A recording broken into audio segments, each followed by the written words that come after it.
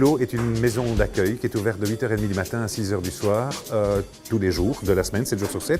Et c'est situé au parvis de Saint-Gilles, en plein cœur de Bruxelles. Le Clos offre différents services à nos usagers. Ça commence par des petits déjeuners, des douches, un accès à des casiers qu'on met à disposition des usagers, des repas à midi et des petits goûters l'après-midi. Vous avez une saucisse là aussi. Merci. Donc je dirais que c'est familial, qu'on peut travailler le matin, on peut déjeuner pour 1 euro par exemple. On peut manger pour 2 euros, 2,50 € à midi. Je m'appelle Abdra, j'ai 34 ans, je suis au CPAS. Et pour le moment, je suis sans abri.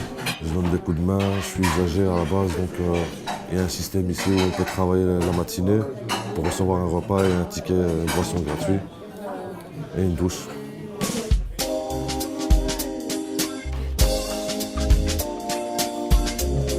Comme vous avez vu, on prend des usagers pour aider le matin, pour nous aider à accomplir le repas du jour. Et sans eux, je pense qu'on n'arrivera pas à assumer un service complet. La cuisine en général, elle est bonne. On ne va pas dire que tous les jours elle est bien, mais elle est bonne en général. Donc quand il y a des banques alimentaires, elles sont plein à craquer, comme on va dire, ben, la nourriture elle est plus excellente. Et puis quand c'est un peu réduit, comme aujourd'hui il n'y a pas eu de légumes, ben, c'est vrai que c'est un peu très serré, comme on dit.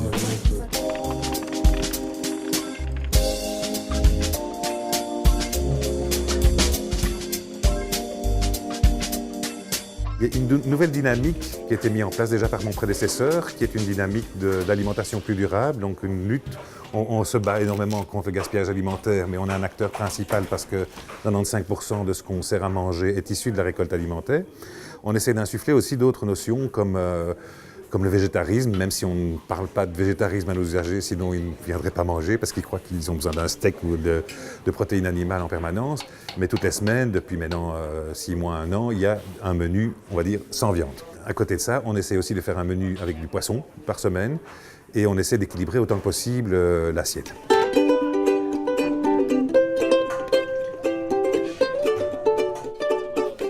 Donc là, on a voulu donner un repas durable et sain.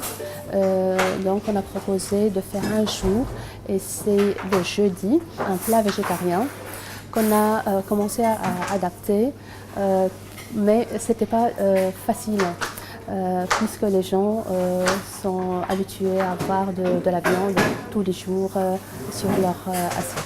Pour faire un menu végétarien, on ne dit pas c'est jeudi veggie aujourd'hui, on dit aujourd'hui c'est tortilla avec des légumes méditerranéens. Point. Et c'est un menu sans viande et personne ne s'en plaint, on ne s'en rend pas compte. On a ce côté protéiné avec les œufs, donc ça passe comme ça. Ça dépend de l'humeur de la personne. Il y a des gens qui n'ont pas pu manger de viande, qui aimeraient manger de la viande ce jour-là. Mais bon voilà, on ne peut pas tout faire non plus. Donc les journées réservées sans viande, il y a un menu de la semaine qui est affiché normalement, donc les gens devraient savoir qu'il n'y a pas de viande ce jour-là.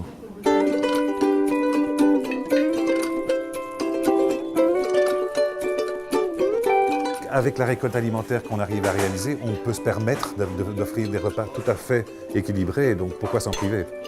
Il y a tellement de rebuts, il y a tellement d'invendus que n'importe quelle maison, n'importe quel centre pourrait se permettre d'offrir des repas équilibrés. Il faut un petit peu se pencher dessus et pas les équilibrer forcément sur une assiette, mais parfois les équilibrer sur une semaine et les équilibrer aussi en fonction des produits de saison qui sont invendus, qu'on peut facilement récupérer, qui correspondent aussi à des besoins. Je sais pas moi, le chou, c'est très bon en hiver, ça permet de lutter contre la grippe. Ben, en hiver, évidemment, on en a beaucoup des choux parce que le grand public, il n'achète pas beaucoup de choux.